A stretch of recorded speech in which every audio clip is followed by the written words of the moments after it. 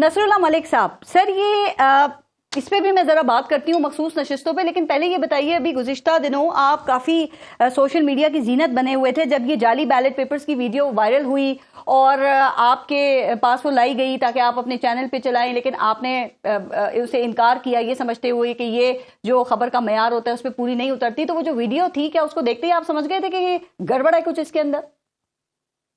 شکریہ پارس. دیکھیں، دو تین بنیادی چیزیں تھیں اس ویڈیو کے اندر.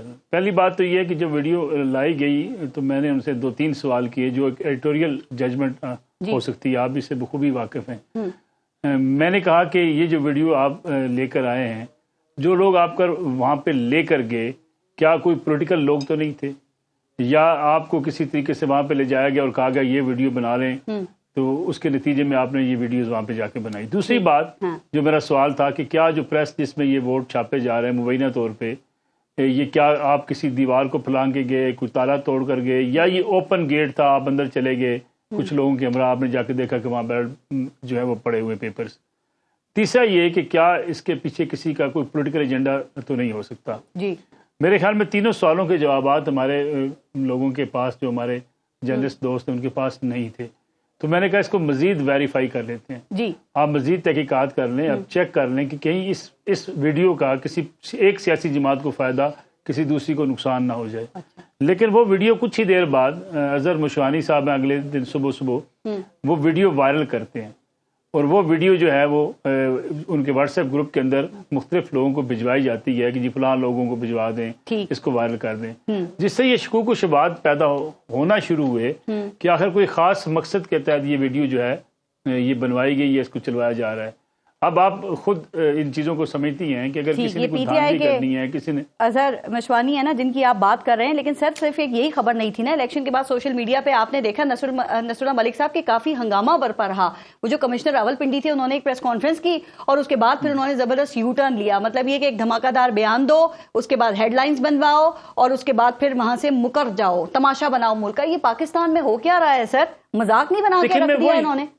میں وہی آپ سے گزارش کر رہا ہوں. میں صفدر صاحب کی بات بھی سن رہا تھا. دیکھیں، بالکل شکایات لوگوں کو ہیں، بعض حلقوں میں شکایات ہیں، ان شکایات کا ایک باقاعدہ پلیٹ فارم موجود ہے جس میں پی ٹی آئی کے دوست بھی گئے ہوئے ہیں، سنی اتحاد کونسل جب اس میں لوگ شامل ہو گئے ہیں وہ بھی جائیں گے، آپ کی عدالتیں موجود ہیں. لیکن بدقسمتی سے اب ہمارے ہاں سیاسی جنگ سوشل میڈیا پہ لڑی جا رہی ہے، اور صرف سوشل میڈیا پہ جتنی کس گندے اور بھونڈے طریقے سے لڑی جا رہی ہے، آپ کے لیے یہ ڈیفائن کرنا بڑا مشکل ہو گیا سچا کون اور جھوٹا کون ہے. یعنی اتنا مکس اپ چیزوں کو کر دیا گیا ہے. اب ایک تصور کریں کہ یعنی اگر آپ اس بات پہ رک جائیں کہ بھئی ایک بندہ آپ کے پاس آتا ہے، کہتا ہے جی یہ بیلٹ پیپر ہے، یعنی ایک فارم 45 لے کے آتا ہے، دوسرا بندہ بھی لے کے آتا ہے فارم 45، جی میرا فارم 45 ہے، اس کے اوپر بھی اسٹیمپ لگی ہے، اس کے اوپر بھی سائن ہوئے ہیں. اب بندہ کس بات پہ لیکن نصراللہ ملک صاحب دیکھیں، آپ نے بھی حامد رضا صاحب کی بات بھی سنی. پاکستان تحریک انصاف تو کھلے عام یہ بات کر رہی ہے نا. اب یہ کہہ رہے ہیں دھاندلی ہوئی ہے، ان کو کیسے مطمئن کیا جائے؟ وہ بار بار کہہ رہے ہیں قومی اسمبلی میں ہماری 180 نشستیں ہیں، پنجاب میں 200 سے زائد نشستیں ہیں. وہ کہتے ہیں نا مینڈیٹ شہباز شریف کے پاس ہے، نہ ہی مریم نواز کے پاس ہے. ان کو کیسے مطمئن کیا جائے پھر؟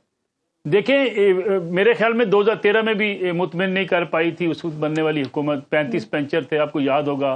افضل خان صاحب نے 35 پینچر کا الزام لگایا تھا، پھر جا کے جسٹس کیانی سے انہوں نے معافی مانگ لی تھی کہ میرے پاس ثبوت کوئی نہیں ہے. 2018 کے انتخابات آپ کے سامنے ہیں، محکمہ زراعت کا نام پہلی بار لوگوں نے سنا، لوگوں نے ٹکٹیں واپس کی، لوگوں نے اس وقت پارٹی کی وفاداریاں بدل لی، جنوبی پنجاب محاذ بن گیا، لوگ پارٹی چھوڑ کر چلے گئے، لوگوں نے پی ایم ایل این کا ٹکٹ لے کے شام کو ڈھول بجائے صبح واپس کر دیے. پھر آر ٹی ایس جس طریقے سے بیٹھا، میں اگر اپنے حلقے کی بات کروں، اگلے دن جا کے 2 بجے ہمارے نیشنل اسمبلی کا رزلٹ اناؤنس کیا گیا.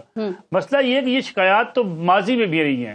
جس آج ٹریبونلز کی بات کی جاتی تھی کہ وہاں معاملے لٹکے رہیں گے، قاسم سوری صاحب کا معاملہ تو کتنے سال لٹکا رہا.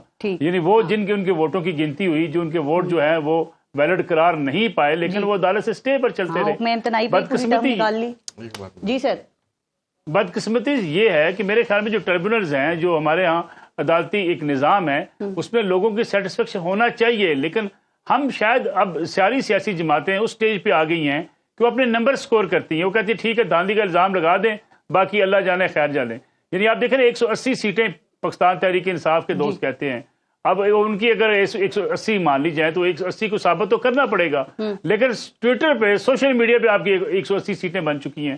میں سمجھتا ہوں جب تک سیاسی جماعتیں کسی اس طرف نہیں آئیں گی کہ ایک कंसेंसस के साथ किसी धांधली की तहकीकात, लेकिन कोई तहकीकात कौन करवाता है? सर आपकी बात ठीक है, लेकिन एक चीज और ये बताइए कि अभी जो सुन्नी इत्तेहाद काउंसिल का मामला है कि इनको मखसूस नशिस्तें अभी तक नहीं मिली हैं, आप समझते हैं कि अगर इनको ये सहूलत नहीं है तो ये दुरुस्त है? बड़ी तादाद में उम्मीदवार शामिल हो गए हैं अब इनकी पार्टी में, तो अब ना मिलना क्या इसको दुरुस्त कहा जाएगा या गलत बात है? ये इशू ही नहीं होना चाहिए। मेरी जाती राय तो ये है कि सुन्नी इत्तेहाद कौंसिल में शामिल होने के बाद तहरीक इंसाफ के जितने आज़ाद उम्मीदवार थे या सुन्नी इत्तेहाद कौंसिल के जो लोग हैं, इनकी मखसूस नशिस्तें इनको दे दी चाहिए। ठीक। अब इलेक्शन कमिश्नर पाकिस्तान कहता है जी रूल्स के खिलाफ है, इन्हें लिस्टें पहले देनी थी। देखिए हमें आगे बढ़ना है, मैं समझता हूँ अगर हम आगे नहीं बढ़ेंगे हम रुके रहेंगे। वो सर लेकिन मिसालें बता रहे हैं नसरुल्लाह मलिक साहब के माजी में ऐसा होता रही थी, उसके बावजूद लिस्टों के बावजूद दी गई थी मखसूस नशिस्तें, तो अब क्या मसला है? मैं वही अर्ज कर रहा हूँ, अगर कोई प्रेसिडेंट मौजूद है, अगर किसी को पहले नशिस्तें दी गई हैं और अगर नहीं भी दी गई, मैं समझता हूँ तो ये नशिस्तें देने में क्या मसला क्या है? देखिए पार्लियामेंट में अब सारी जमातें आ चुकी हैं, इलेक्शन हो चुके हैं, अगरचे एक दूसरे के ऊपर इल्जामात लगते रहेंगे, लेकिन आगे अगर आपने मूव ऑन करना है, आगे बढ़ना है, उसका तरीकाकार क्या होगा? सही बात है सर, अभी बड़ी तादाद में आजाद उम्मीदवार तो पार्लिमानी पार्टी ही वो कहलाएगी ना।